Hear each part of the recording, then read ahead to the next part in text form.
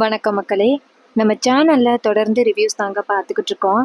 அந்த வகையில் இப்போ நம்ம எதை பற்றின ரிவ்யூ பார்க்க போகிறோம் அப்படின்னா, நம்ம மாயா கதையில் February 8 அடுத்து என்ன நடக்க போகுது அப்படிங்கிறத பற்றி இந்த வீடியோவில் நம்ம இன்றைக்கி பார்க்க போகிறோம்.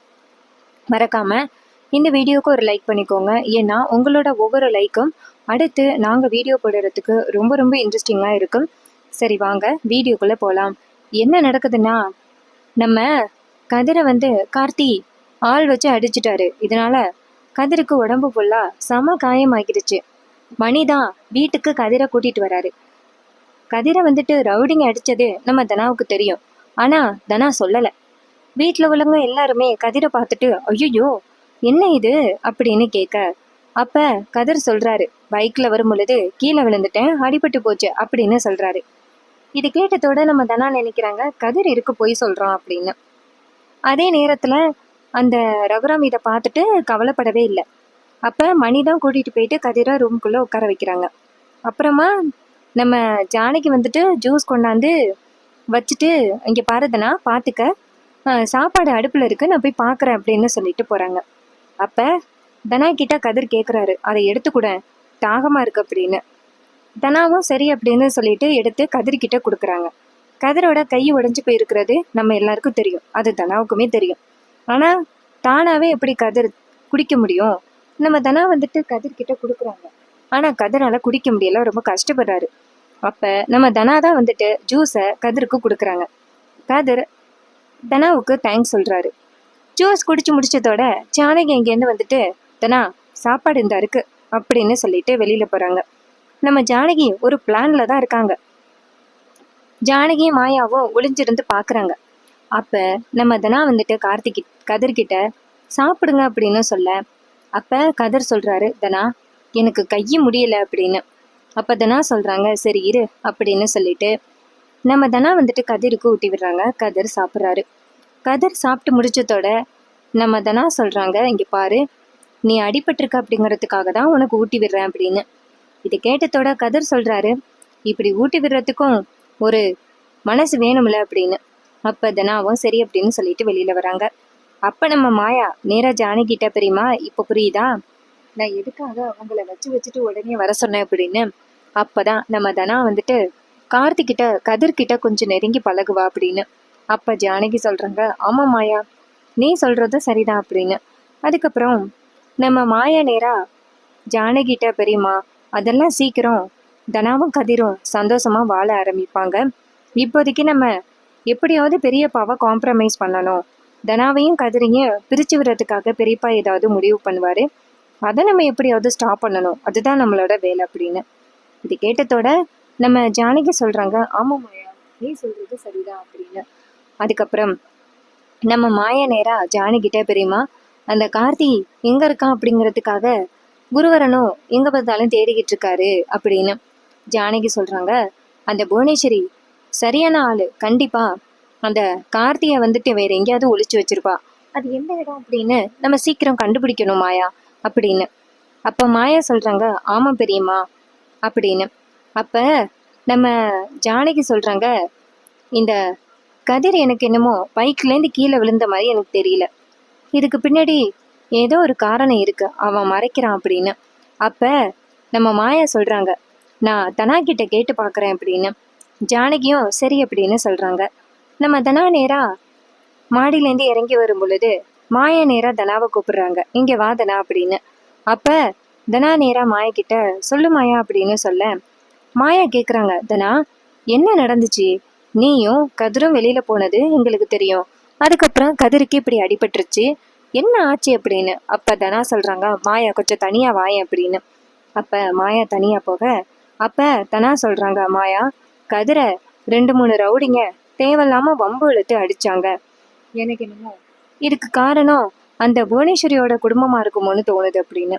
இது கேட்டதோட மாயா சொல்கிறாங்க, ஏன் தனா இதை பற்றி என்கிட்ட முன்கூட்டியே சொல்லலை அப்படின்னு. அப்போ தனா சொல்கிறாங்க, இதை பற்றி கதிர் தான் சொல்ல வேணான்னு சொல்லிட்டாரு அப்படின்னு. இதை கேட்டதோட மாயா சொல்கிறாங்க, இங்கே பாரு, இந்த மாதிரி பண்ணுறதுனால தான் நமக்கு ரொம்ப பெரிய பிரச்சனை வருது, அந்த புவனேஸ்வரிக்கு எவ்வளோ தைரியம் இருந்தால் கார்த்தியை ரவுடிகளை வச்சு அடிக்க வச்சிருப்பா அப்படின்னு. இது கேட்டதோட நம்ம தனா சொல்கிறாங்க, ஆமா மாயா அப்படின்னு மாயா சொல்றாங்க. இதை நான் பாத்துக்கிறேன் அப்படின்னு சொல்லிட்டு நேரா புவனேஸ்வரி நம்ம ஜானகியை போய் பாக்குறாங்க. மாயா நேரா ஜானகியை போய் பாக்குறாங்க. ஜானகி நேரா மாயா கிட்ட சொல்லு மாயா, என்ன பதட்டமா வர அப்படின்னு. அப்ப மாயா சொல்றாங்க, பெரியம்மா அந்த புவனேஸ்வரி என்ன காரியம் பண்ணியிருக்கா தெரியுமா, கதிரை ஆள் வச்சு அடிச்சிருக்கா அப்படின்னு. அப்ப புவனேஸ்வரி சொல்றாங்க, நம்ம ஜானகி சொல்றாங்க, நம்ம போயிட்டு அந்த புவனேஸ்வரியை எச்சரிச்சோம்ல, அந்த கோவத்துலதான் அவ இப்படி பண்ணியிருக்கா அப்படின்னு. அப்ப மாயா சொல்றாங்க, பெரியம்மா ஒருவேளை கதிரோட உயிருக்கு ஆபத்து வந்திருந்தா என்ன பண்றது, என்ன ரொம்ப ஓவரா பண்றாங்க அப்படின்னு. அப்ப ஜானகி சொல்றாங்க, அவளுக்கு ஒரு முடிவு கட்டணும் சீக்கிரம் அப்படின்னு. அப்ப புவனேஸ்வரி சொல்றாங்க, இவளுக்கு இதுக்கு மேலேயும் நம்ம வந்துட்டு இடம் கொடுக்க கூடாது, நீ வா அப்படின்னு சொல்லிட்டு மாயாவை கூட்டிக்கிட்டு நேரா புவனேஸ்வரியை பார்க்க போறாங்க. புவனேஸ்வரி வீட்டுல இருக்காங்க. அப்ப நம்ம ஜானகி போயிட்டு புவனேஸ்வரிய, ஏய் வெளியில வாடி அப்படின்னு சொல்ல, புவனேஸ்வரி வெளியில வந்துட்டு ஜானகியை பார்த்து, என்ன ஜானகி இப்பதான் வந்துட்டு போன, மறுபடியும் வர அப்படின்னு. அப்ப ஜானகி சொல்றாங்க, இங்க பாரு, பகன்னா உனக்கும் எனக்கும் குடும்பத்துக்கும் உனக்கும் மட்டும்தான், அதை விட்டுட்டு எதுக்கு கதிர நீ இப்படி கொடுமைப்படுத்துற அப்படின்னு. அதுக்கு அந்த புவனேஸ்வரி கேக்குறாங்க, நான் என்ன பண்ணேன் அப்படின்னு. ஜானகி சொல்றாங்க, கதிர ஆள் வச்சு அடிச்சிருக்க, என்ன கொலை பண்ண பாக்குறியா, அப்பதான் என் பொண்ணை வாழை வெட்டி ஆக்கலாம் அப்படின்னு பிளான் பண்றியா அப்படின்னு. இது கேட்டதோட புவனேஸ்வரிக்கு செம ஷாக்கு. ஏன்னா இதுக்கும் புவனேஸ்வரிக்கும் எந்தவித சம்மந்தமும் இல்லை. அப்ப திரும்பி பசுபதியை பார்க்க பசுபதி தலையாட்டுறாரு, இல்லம்மா அப்படின்னு. அப்ப மகாலிங்கத்தை பார்த்தா மகாலிங்கம் திரு திருன்னு முழிக்கிறாரு. அப்ப புவனேஸ்வரிக்கு புரிஞ்சு போச்சு, இது இந்த மகாலிங்கத்தோட வேலைதான் அப்படின்னு. புவனேஸ்வரி நேரா அந்த ஜானகியை பார்த்து, ஏ ஜானகி, கதிரை அடிச்சு கொல்லணும் அப்படின்னு எனக்கு அவசியமே கிடையாது, எப்படியா இருந்தாலும் கார்த்தி சத்தத்துக்கு அவனுக்கு தண்டனை கிடைக்க போகுதில்லை அப்படின்னு. அப்ப ஜானகி நேரா புவனேஸ்வரியை பார்த்து, இங்க பாருடி, உனக்கு நேரம் சரியில்லை, அதான் ஆட்டமா ஆடுற, உனக்கு இருக்கு அப்படின்னு சொல்ல. அப்ப புவனேஸ்வரி சொல்றாங்க, அதை விடு, இங்க பாரு, இன்னும் 5 நாளையில மறுபடியும் உன்னை கைது பண்ண போறாங்க, நீ வந்துட்டு எனக்கு ஜாமீன் வேணும் அப்படின்னு சொல்லி விளக்கிட்ட, இல்லைன்னா உன் மாப்பிள்ள தான் கதிரு, அவனை தான் கைது பண்ற மாதிரி இருக்கும், 5 நாளையில உன்னால கார்த்தியை கண்டுபிடிக்க முடியாது அப்படின்னு. அப்ப ஜானகி சொல்றாங்க, 5 நாளையில அந்த பொறுக்கி எங்க இருக்கான் அப்படிங்கிறத கண்டுபிடிச்சு கண்டிப்பா என் மாப்பிள்ள கதிரை நான் காப்பாத்த வேண்டி அப்படின்னு. அப்ப புவனேஸ்வரி சொல்றாங்க, கண்டிப்பா நீ நினைக்கிறது நடக்காது அப்படின்னு. அப்ப நம்ம ஜானகி சொல்றாங்க, நடக்கதான் போகுது, உனக்கு சரியான ஆப்பு வைக்க போறேன் அப்படின்னு சொல்றாங்க. அதுக்கப்புறமா நம்ம ஜானகியும் மாயாவும் சேர்ந்து வீட்டுக்கு வராங்க. புவனேஸ்வரி நேரா மகாலிங்கத்தை பார்த்து, என்ன காரியம் பண்ணியிருக்கீங்க அப்படின்னு கேட்க, மகாலிங்கம் கேட்குறாரு, ஏமா என்னாச்சு அப்படின்னு. புவனேஸ்வரி சொல்றாங்க, தெரியாத மாதிரி சொல்லாதீங்க, நீங்க தான் அந்த கதிரை அடிக்கிறதுக்கு ஆள் அனுப்பியிருப்பீங்கன்னு தெரியும், என்ன நடந்துச்சுன்னு சொல்லுங்க அப்படின்னு. மகாலிங்கம் சொல்றாரு, இங்க பாருங்க, இன்னைக்கு நடந்த விஷயத்த உங்ககிட்ட சொல்லல, அந்த கதிர் இருக்கான்னு என்னை ஃபாலோ பண்ணி வந்து கார்த்தி எங்க இருக்கான் அப்படிங்கிறத கண்டுபிடிச்சிட்டான், நான் சாப்பாடு கொடுத்துட்டு போன பிறகு அந்த கதிர் கார்த்தியை அடிச்சிருக்கான், இதனால உங்க புள்ள ரொம்ப கோவப்பட்டு அந்த கதிரை அடிக்கணும், கை கால் முறிக்கணும் அப்படின்னு சொல்லிதான் ரவுடிகளை அனுப்புனான், அந்த ரவுடிகளும் அந்த கதிரை அடிச்சு போட்டுட்டாங்க, கதிரோட கை கால்லாம் உடஞ்சு போச்சு அப்படின்னு. புவனேஸ்வரி சொல்றாங்க, உங்களுக்கு கொஞ்சம் கூட அறிவே இல்லையில, அவன் கை கால் உடைக்கிறதுக்கு பதிலாக ஆளையே போட்டு தள்ளி இருந்தா தானே வாழை வெட்டி ஆகியிருப்பாள் அப்படின்னு. அப்ப மகாலிங்கம் சொல்றாரு, மேடம் சாரி மேடம் அப்படின்னு. அப்ப புவனேஸ்வரி சொல்றாங்க, எல்லா விஷயமுமே அறகுறை தான் அப்படின்னு சொல்லி பேசுறாங்க. மகாலிங்கம் சொல்றாரு, இங்க பாருங்க மேடம், இப்ப சொல்லுங்க, மறுபடியும் அந்த கதிரை காலி பண்ணிடலாம் அப்படின்னு. புவனேஸ்வரி சொல்றாங்க, இந்த ஜானகிக்கு நம்ம மேல சந்தேகம் வந்துருச்சு, அதனால இதுக்கு மேல நம்ம என்ன பண்ணாலும் நம்ம மேலதான் டவுட் வரும், அதனால இதுக்கு மேல நீங்க எதுவும் பண்ணாம பொறுமையா இருங்க அப்படின்னு. இது கேட்டதோட அந்த மகாலிங்கமும் சரி அப்படின்னு சொல்ல, புவனேஸ்வரி கேக்குறாங்க, இப்ப அந்த கார்த்தியை எங்க வச்சிருக்கீங்க அப்படின்னு. மகாலிங்கம் சொல்றாரு, அப்ப சேஃப்டியான இடத்துலதான் கார்த்தியை வச்சிருக்கேன், அவங்க கண்டுபிடிக்கிறது ரொம்ப கஷ்டம் அப்படின்னு. இது கேட்டதோட அந்த மகாலிங்கமும் சரி அப்படின்னு சொல்லிட்டு ஜானகியும் சரி அப்படின்னு சொல்றாங்க. பசுபதி சொல்றாரு, நம்மளோட அடுத்த பிளான் என்னம்மா அப்படின்னு. அப்ப நம்ம ஜானகி புவனேஸ்வரி சொல்றாங்க, அடுத்து என்ன பிளான் தான் தெரியல அப்படின்னு. பசுபதி சொல்றாரு, நம்ம நினைச்ச மாதிரி கார்த்தியை இன்னும் கொஞ்ச நாள் ஒளிச்சு வச்சிருக்கணும், அப்பதான் அந்த ஜானகிக்கு தண்டனை கிடைக்கும், அதுக்கப்புறம் கூட நம்ம கார்த்தியை வெளியில கூட்டிட்டு வந்துக்கலாம் அப்படின்னு. இதை கேட்டதோட ஜானகியும் ஆமா, புவனேஸ்வரியும் ஆமா அப்படின்னு சொல்றாங்க. அப்புறமா மகாலிங்க சொல்றாரு, நான் ஒரு விஷயம் சொல்லுவேன் அப்படின்னு. புவனேஸ்வரி கேக்குறாங்க, சொல்லுங்கன்னு. மகாலிங்கம் சொல்றாரு, ஏன் உங்க பிள்ளைய நம்ம ஃபாரினுக்கு அனுப்பக்கூடாது, கொஞ்ச நாள் கழிச்சு அவன் ஊருக்கு வந்துகிட்டா போதும் அப்படின்னு. அப்ப பசுபதி சொல்றாரு, இதுக்காக என் பிள்ளைய ரொம்ப தூரம் அனுப்ப சொல்றீங்களா அப்படின்னு. மகாலிங்கம் சொல்றாரு, இது எல்லாமே அந்த ஜானகியை பழிவாங்குற வரைக்கும் தானே, அவ வந்துட்டு ஜெயிலுக்கு போயிட்டா அதுக்கப்புறம் நீங்க உங்க பிள்ளைய ஊருக்கு கூப்பிட்டுக்கலாம் அப்படின்னு. இதை கேட்டதோட புவனேஸ்வரியும் ஆமா சரியான யோசனை தான் அப்படின்ட்டு கார்த்தியை வெளிநாட்டு அனுப்புறதுக்கும் முயற்சி பண்றாங்க. இன்னொரு பக்கம் நம்ம தனா இருக்காங்கல்ல, அவங்க கதிர்கிட்ட எதுக்காக அவனை வந்து அடிக்க வந்தாங்க அப்படின்னு. அப்ப கதிர் சொல்றாரு, அதெல்லாம் தெரியல அப்படின்னு. தனா சொல்றாங்க, எனக்கு தெரியும், இது அந்த கார்த்தியோட வேலையாதான் இருக்கும், அவன் வந்துட்டு என்னை அடையணும் அப்படிங்கிறதுக்காக இதெல்லாம் பண்ணிக்கிட்டு இருக்க, நீ எனக்காக இதெல்லாம் தாங்கிட்டு இருக்க அப்படின்னு. அப்ப கதிர் சொல்றாரு, அதெல்லாம் ஒண்ணும் இல்லை அப்படின்னு. அப்ப தனா சொல்றாங்க, எனக்கு தெரியும் அப்படின்னு. அதுக்கப்புறமா கதிர் வந்துட்டு இது மாதிரி நான் கீழே இறங்கி போகணும் அப்படின்னு சொன்னதோட தனாவும் சரிவா கூட்டிட்டு போறேன் அப்படின்னு சொல்லிட்டு கூட்டிட்டு வராங்க. அதே நேரம் நம்ம ரகுராம் வந்துட்டு ஹாலில் உட்காந்துருக்காரு. இதை நம்ம தனா கவனிக்கல. தனா கதிரை கூட்டிக்கிட்டு வந்துகிட்டு இருக்காங்க. அப்பன்னு பார்த்து பத்மாவும் பார்வதியும் பார்த்துட்டு அதிர்ச்சி ஆகுறாங்க. பத்மா டக்குன்னு தனாவை பார்த்துட்டு ஏ தனா அப்படின்னு சொல்ல, தனா வந்துட்டு நேரா பத்மாவை பார்த்ததோட கதிரை தாங்கி பிடிச்சிக்கிட்டு வராங்களா, டக்குன்னு கையெடுக்கிறாங்க. கதிர் வந்துட்டு அங்க இருக்கிற ஒரு தூண் கிட்ட நின்னுக்கிறாரு. பத்மா கேக்குறாங்க, தனா என்ன தனா இது, அண்ணன் வந்துட்டு உனக்கும் அந்த கதிருக்கும் விவாகரத்து ஏற்பாடு பண்ணலாம் அப்படின்னு முடிவு பண்ணியிருக்காரு, நீ என்ன இவனை தாங்கி பிடிச்சிக்கிட்டு வந்துகிட்டு இருக்க, இவனுக்கு கை கால் உடஞ்சா உனக்கு என்ன தனா அப்படின்னு. அப்ப தனா சொல்றாங்க, இங்க பாருங்க, ஒருத்தருக்கு அடிபட்டிருக்கு, அவரை இப்படி உதாசீனப்படுத்த முடியுமா அப்படின்னு.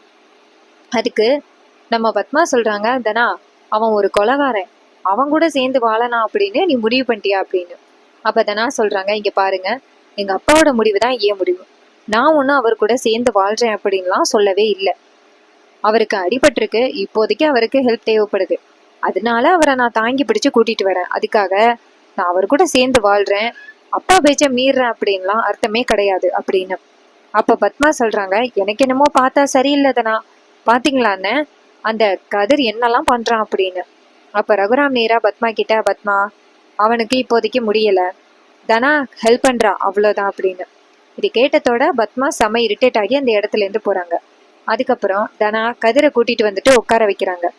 அப்ப நம்ம கதிர் அமைதியா இருக்க, நம்ம ரகுராம் நேரா கதிரை பார்த்து, உனக்கெல்லாம் அறிவே இல்லையா, எந்த இடத்துல போயிட்டு கீழே விழுந்த அப்படின்னு. அப்ப கதிர் சொல்றாரு, வர்ற வழியில தான் அப்படின்னு. ரகுராம் சொல்றாரு, வர்ற வழியில விழுந்தியா இல்ல யாரும் உன்கிட்ட வம்பிழுத்தாங்களா அப்படின்னு. இது கேட்டதோட கதிருக்கு பயம், ஏன்னா ரகுராம் மாமா கண்டுபிடிச்சிட்டாரு அப்படின்னு. அப்ப மணி எங்கேருந்து வந்து, இங்க பாருங்க, நான் எல்லாத்தையும் சொல்லிட்டேன் கதிர் அப்படின்னு. இதை கேட்டதோட கதிர் ஷாக் ஆகுறாரு. கதிர் கேக்குறாரு, என்ன சொன்னீங்க அப்படின்னு. அப்ப மணி சொல்றாரு, உன்னை ரோட்ல 4 பேரும் அடிச்சதாகவும் தனாவை அடிக்கிறதுக்கு அந்த ரவுடிங்க வந்ததாகவும், அப்ப நீ தடுக்கும் பொழுதுதான் உனக்கு கை ஒடிஞ்சிச்சு இல்ல அப்படின்னு. இதை கேட்டதோட கதிர் ரொம்ப அதிர்ச்சி ஆகுறாரு. ரகுராம் சொல்றாரு, இதை எதுக்கு நீ என்கிட்ட இருந்து மறைச்ச, உன்னை அடிக்க வந்தது யாரு அப்படின்னு. அப்ப கதிர் சொல்றாரு, என்னை அடிக்க வந்தது யாருன்னு தெரியல அப்படின்னு. அப்ப பத்மா சொல்றாங்க, இவன் யாருக்கிட்ட எல்லாம் பகைய வளர்த்து வச்சிருந்தானோ யாருக்கு தெரியும் அப்படின்னு. அப்ப கதிர் சொல்றாரு, இங்க பாருங்க, நீங்க நினைக்கிற மாதிரி நான் யாருக்கிட்டையும் வம்பெல்லாம் விழுக்கவே இல்லை அப்படின்னு. இது கேட்டதோட பத்மா சொல்றாங்க, ஆமா ஆமா, யாருக்குமே தெரியாம அந்த பாவம் அந்த கார்த்தியை கொலை பண்ணி புதைச்சிருக்க, நீ ஏன் இதெல்லாம் பண்ண மாட்டேன் அப்படின்னு சொல்லி பேசுறாங்க. கேட்டதோட நம்ம கதிர் வந்துட்டு கோவப்படுறாரு.